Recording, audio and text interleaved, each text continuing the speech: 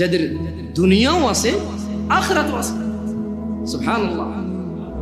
এরা দুনিয়া তো বেশ সুখের জীবন যাপন করে আল্লাহর সন্তুষ্টির সাথে।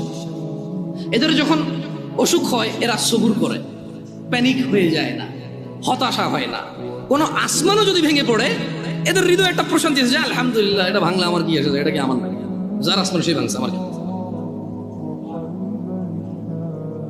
যাদের ছেলে একটা মারা গেল, একবারে যুবক, ডাক্তারি পাশ করছে, এই সরকারি চাকরি পেয়ে যেত 2 লাখ টাকা বেতনের, মরে গেছে, এবার যে আলহামদুলিল্লাহ, এটা কি আমার নাকি, আমি তো খালি মানে আমার পিঠের পাঁজর থেকে 1 ফোঁটা পানি বের হয়ে জন্ম আল্লাহকে পৃথিবীতে পাঠাইছে।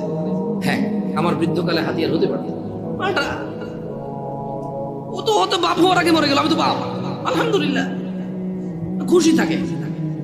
দুনিয়া তো মানুষ ইজ্জত করে, সম্মান করে, মানে কোন রকম দুনিয়া এবং আখিরাত কি এদের